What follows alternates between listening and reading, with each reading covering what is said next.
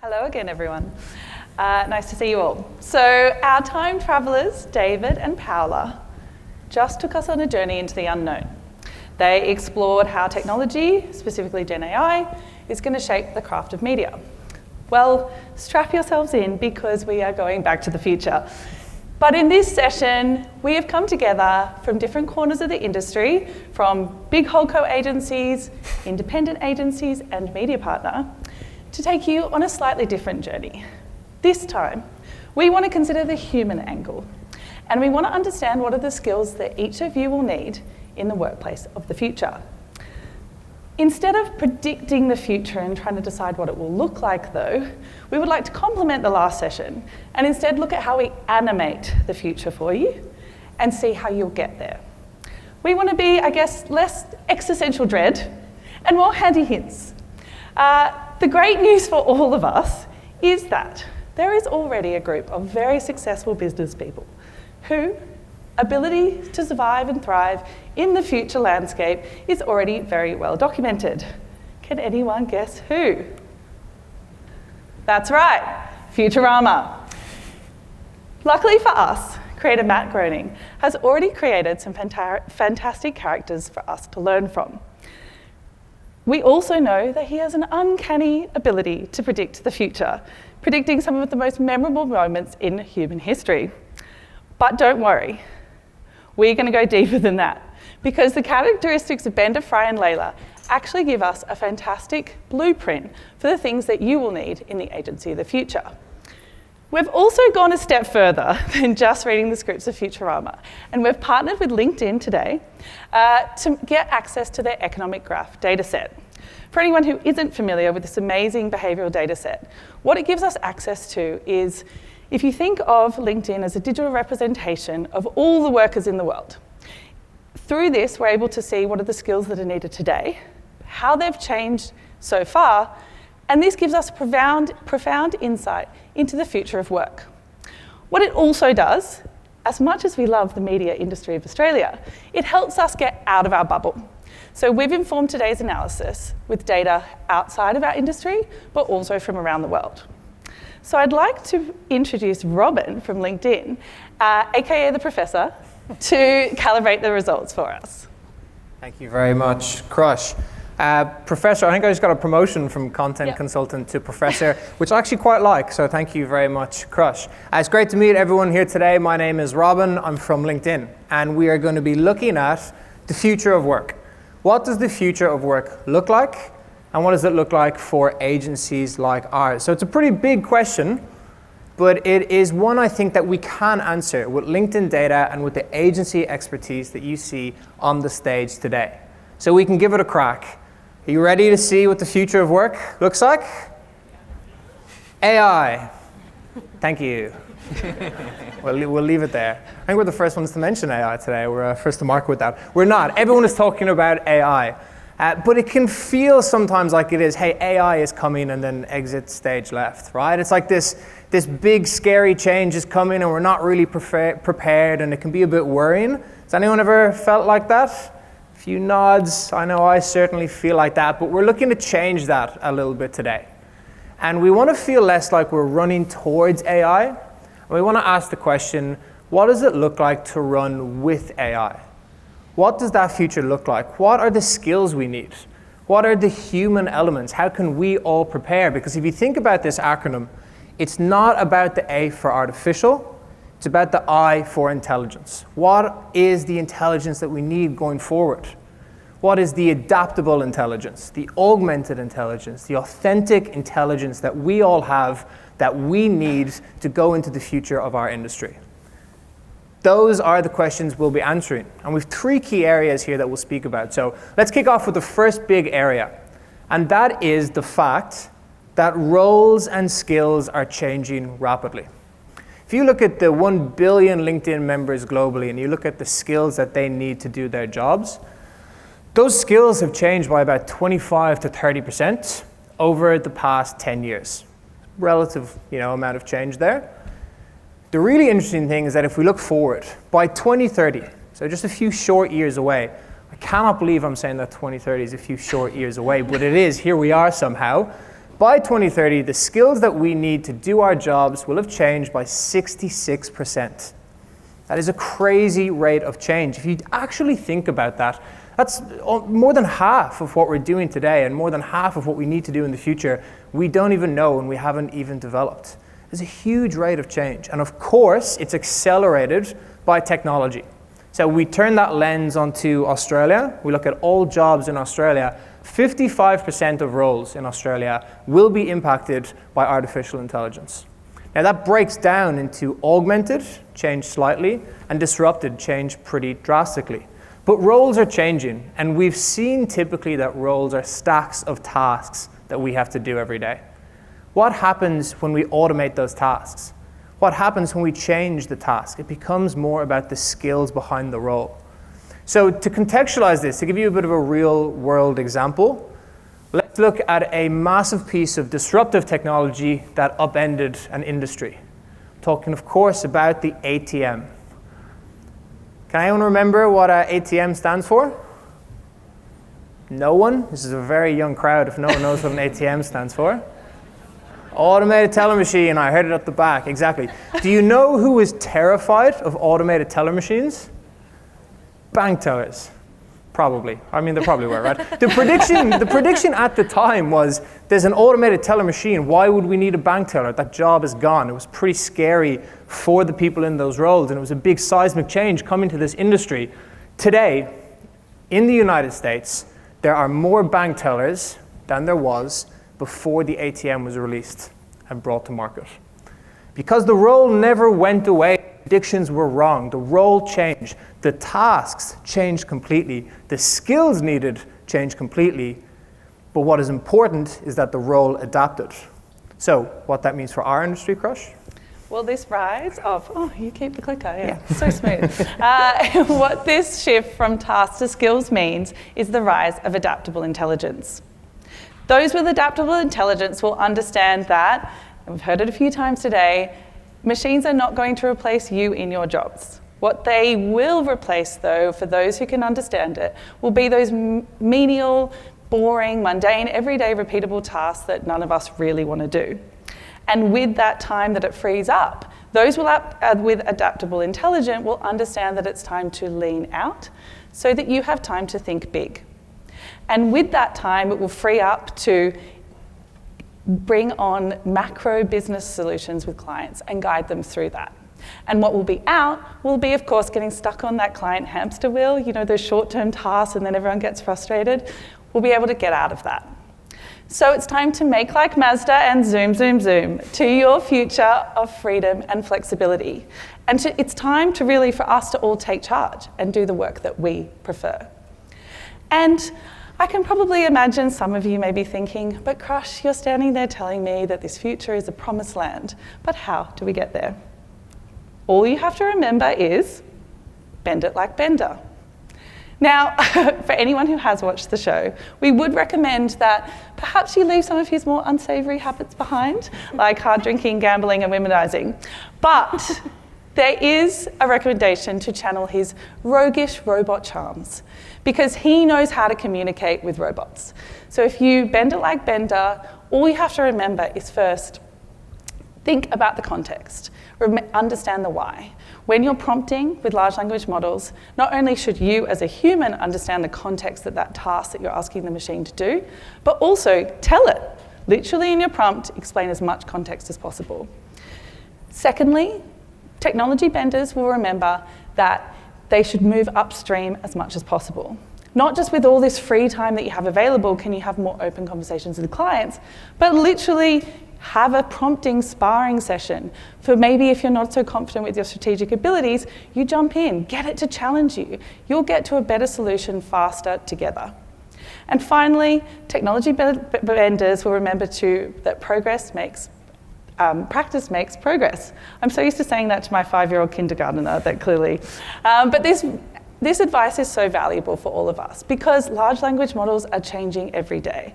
They're adapting to our prompts. So it's really up to us as individual humans to decide what works best for us. So that's the first skill set. What other skill sets will we need in the future, Robin? Well, it is a great question, because if we're going to be automating more of what we're doing, if tasks are changing, and if the skills that we need to do our jobs are changing, then the big question is, what skills will matter most going into the future?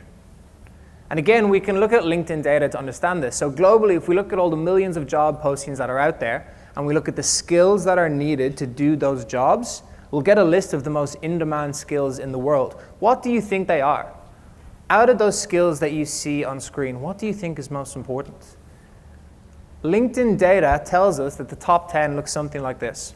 Communication is the most in-demand skill in the world right now, which is really interesting, and we could deep dive into that, but I want to focus on something else. I want to focus on the makeup of that top 10 list, because a lot of these skills, communication, teamwork, leadership, management, these are what we call soft skills, right? We've traditionally called these soft skills as opposed to hard skills or technical skills. But soft skills is not a great term because there's nothing soft about them. They're fucking hard to learn and to implement, right? So we prefer the term human skills, people skills. These human skills are getting more and more important. And if you look at that top 10, communication was sitting at about 5 or 6 just a few years ago. A lot of this list has climbed. These soft skills, these human skills, people skills, are getting more and more important. Now again, let's take that lens and let's put it on Australia, a little bit closer to home. And if we look at some of the fastest growing, most in-demand skills in Australia, attention to detail has grown by 165% year over year. Just a short while ago, it was an almost irrelevant skill. And it's so funny that as we begin to automate some of what we do, and as we use more generative AI, one of its great weaknesses becomes more and more in demand with attention to detail. That's a rebalance. Another one, stakeholder management. It's grown, I think, 23% year over year in Australia. My big prediction is that one is going to continue to climb, and it's going to get increasingly important because it's a uniquely human skill. If you think about this, like, can you get ChatGPT to explain the latest campaign overspend to a CFO? I think we're always going to have a role to play in that one, right? I mean, ChatGPT might be able to help you draft that first email, but it cannot build, sustain, and grow that relationship. That is a human skill. It is incredibly important. And what's really interesting here is this trend goes hand in hand with a trend that we're seeing when it comes to content on the LinkedIn platform. And that is the fact that there is a rise in demand for authentic content. Survey data tells us that people are identifying that they're not likely to engage with content if they know it's being created by generative AI. They want authentic experiences, authentic perspectives, authentic content. That word authentic comes up time and time again. And it goes hand in hand with this trend. Because what is really, really important going forward is building human skills and doing that in a really authentic way. The question that remains is, what does this mean for our industry? The rise of authenticated intelligence, which is typified by vibes, aura, and energy. If you were going to aura max on any trend, it's this one. It is really the shift from chats on Teams to chats with the team as interpersonal relationships, which are the foundation of our industry, become so much more important. It's a shift from IQ to EQ, and it's a shift from really actually being able to talk with our teams and get that on an interpersonal level. The thing about this and this character set is really being able to feel it out with Fry, and that is the character that we are going to lean on to do this. And now, the one thing about Fry is he is lovable, he is human, and he has made many a mistake. The man literally froze himself in time for 2,000 years. But you know what? He learnt from that. He grew, the man grew, and that is the first thing that we will be borrowing from Fry, his willingness to grow and learn and to, yes, make mistakes, but learn from his flaws. We will also be borrowing from him his willingness to bring his personality into every single situation that he enters. We are hiring humans because they are human. Being able to show up as your true self to work and yap about whatever you want to yap about is really the thing that we'll be looking for in the future. And finally, what we love about Fry is that he's an empathetic leader at times, but we will be looking for it at all times. No matter your level of seniority, from juniors all the way through to senior leadership, being true empathetic leaders and being able to have those human conversations will be so important in the future of our industry. And now, Robin, what was the final trend again? Trend number 3 is dicks, obviously. Trend number 3 is the fact that there's more dicks on boards in the USA than there is entire groups of underrepresented people. And by dicks, I of course mean men named Richard, Rich, or Rick. What else would I mean? So it's a pretty mental stat, right? Uncovered by Elf Beauty as part of their campaign. It's a pretty funny way of looking at something that's actually quite serious. And that is the fact that historically in the corporate world, in the professional world, right across industries, opportunities, economic opportunities have gone to certain groups of people over other groups of people. And this is really, really important as we consider trend number 3. Quick side note, trend number 3 as an Irishman is so hard to say. I really have to slow down, so thank you for being patient as I get through those words. But trend number 3 is the fact that diversity is incredibly important and only growing in importance. Diversity is more than just one aspect, right? It's not favoring one group over another. Diversity is multifaceted, right? Diversity is diversity of background, which leads to diversity of mindset, which leads to diversity of thought. And those teams, companies, and industries that have diversity of thought are the ones that win. We know that we will be successful when the room that we are in looks like the world outside. That is what diversity is all about. Here's the warning, here's the red flag.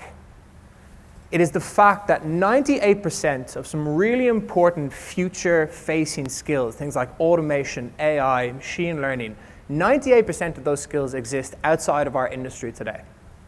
And they are not equally distributed. They are biased towards certain groups of people. People from certain socioeconomic backgrounds, people from certain income brackets, people with historic access to technology.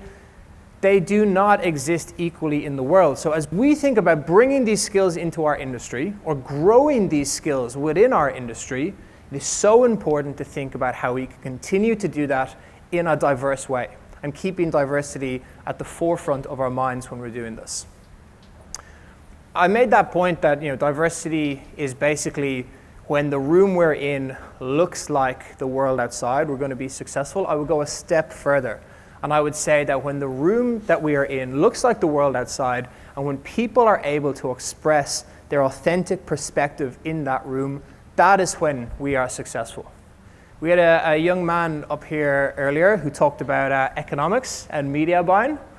Really great presentation. He opened that presentation by saying, I'm not really a media buyer, I'm an economist at heart. What if his team had told him, mate, you're a media buyer, leave that at the door, get with the program? What if he wasn't able to express that? We wouldn't have heard any of those insights from earlier today, and we would all be worse off because of that. That is what diversity, belonging, and creating space is all about. And so when we think about the space age that's coming, think about making space in that age for all groups. And that is something that applies to everyone in this room today. Again, the question is, what does this look like for our industry?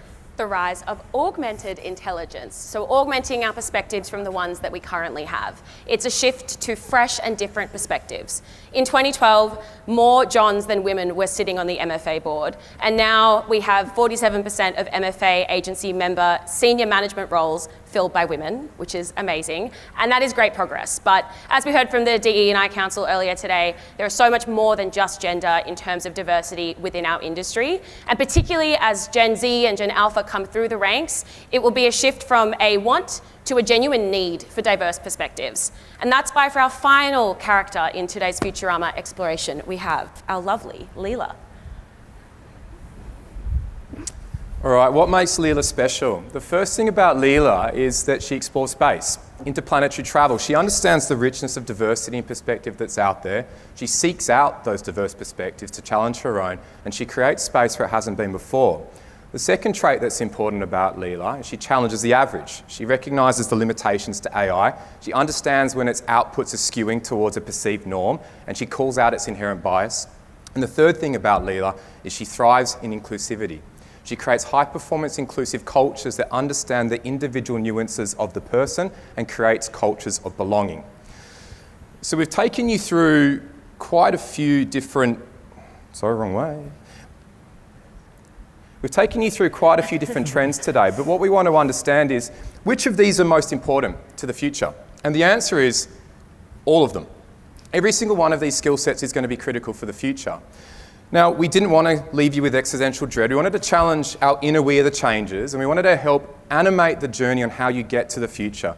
But one way we want to do that is by leaving you with some helpful, handy hints on what the next steps you can kind of take are. We've created these bespoke character cards, and these cards are about curating and giving you access to a lot of learning content that's out there to step towards developing these individual skills. Whether it's across NGen, MFA, our partners at LinkedIn and SBS, we have access in this industry to world-class learning opportunities. So whether you want to channel your inner Bender and smooth talk AI, you can jump onto LinkedIn's Prompting Fundamentals course. If you want to better stakeholder manage your humans of the future, you can jump onto their NGen Negotiations Masterclass. Or if you want to create those high-performance inclusive cultures, continue your journey within the SBS inclusion modules. The MFA will help us distribute these cards after we go through MFAX in Sydney, but it's a journey that you can jump on, identify and understand what learning pathways that you want to go through. So whether you resonate with Fry, with Bender or Leela, I promise the last pun of the day, the future armour is in your hands. Promise one more last thing, which is coming up in a second. On behalf of the MFA, we'd actually love to hear from you, what of the characters or the traits that you saw today are the most important for you? And what we want to do is use that information to feed back to the MFA and its member committees to help inform some of the journeys, learning pathways and experiences into 2025 and beyond. We want to help future-proof this industry and provide every single one of you with sustainable and successful careers in media. So please, one last. If you can get out your phones, the final QR code of the day, it should take no more than 10 seconds. And while you do, I'd love to thank you for sticking around to the end. Thank you for letting us live our teenage dreams of presenting about Futurama on stage. And a big thank you to my co-presenters who have come from across the industry to present this project to you today. Thank you.